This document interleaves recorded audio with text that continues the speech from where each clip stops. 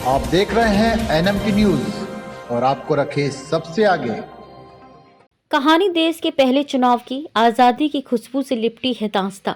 489 सीटों में से 364 कांग्रेस ने जीती। दुनिया की तीसरी सबसे बड़ी अर्थव्यवस्था के सपने को हकीकत बनाने में जुटा भारत आत्मनिर्भरता के सोपान पर जिस तेजी से चढ़ रहा है, उसके सतरंगी ख्वाब श्वेत श्याम वाले जमाने में बुने गए थे। आज़ादी के बाद जश्न में डूबे भारतीयों की आकांक्षाओं और उम्मीदों को हकीकत में बदलने के लिए, बुनियादी ढांचे को मजबूत करने के लिए विकास की नई कहानी लिखने की जरूरत थी। मजबूत लोकतंत्र की नींव रखनी थी। आज़ादी की खुशबू से उन्मुक्त भारत में 1951 और 52 में हुए पहले आम चुनाव ने उस परंपरा की नींव रखी जिसमें जनता सर्वोपरि है। लोकतंत्र की वह नींव चुनाव दर चुनाव और मजबूत होती जा रही है। पहले चुनाव में प्रचार के दौरान गाड़ियों की रफ्तार के साथ बैलगाड़ियां भी कदम ताल कर रही थी। पुराने कांग्रेसी नई पार्टी बनाकर मैदान में थे।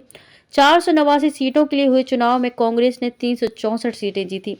अंबेडकर और श्यामा प्रसाद ने बनाई नई पार्टी।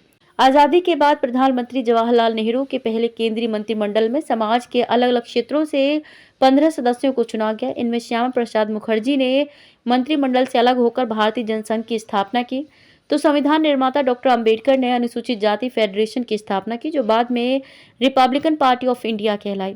कांग्रेसी जेबी कृपलानी ने किसान मजदूर प्रजा पार्टी का गठन किया, तो राम मनोहर लोहिया और जेपी नारायण ने सोशलिस्ट पार्टी बनाई। अंबेडकर को करना पड़ा हार का सामना। पहले चुनाव में आश्चर्यजनक रूप से डॉक्टर भीमराव अंबेडकर को हार का सामना करना पड़ा था। उनकी आरक्षित सीट बॉम्बे से कांग्रेसी प्रत्याशी जीता था। सियासी गणित 45% वोट के साथ कांग्रेस ने बनाई देश की पहली सरकार।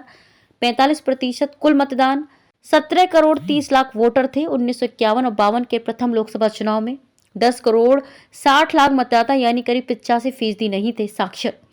1874 प्रत्याशी थे चुनावी मैदान में। 38 सीटों पर 47 निर्दलीय उम्मीदवार। कांग्रेस को छोड़ सिर्फ 2 पार्टियां ही पहुंच सकी थी दहाई में। भारतीय कम्युनिस्ट पार्टी 16 सीटें 3.29% वोट मिले। आचार्य नरेंद्र देव, जयप्रकाश नारायण और डॉक्टर राम मनोहर लोहिया के नेतृत्व वाली सोशलिस्ट पार्टी 12 सीटें, जेबी कृपलानी की किसान मजदूर प्रजा पार्टी 9 सीटें, हिंदू महासभा 4 सीटें, भारतीय जनसंघ 3 सीटें। आप देख रहे हैं एनएमटी न्यूज और आपको रखे सबसे आगे।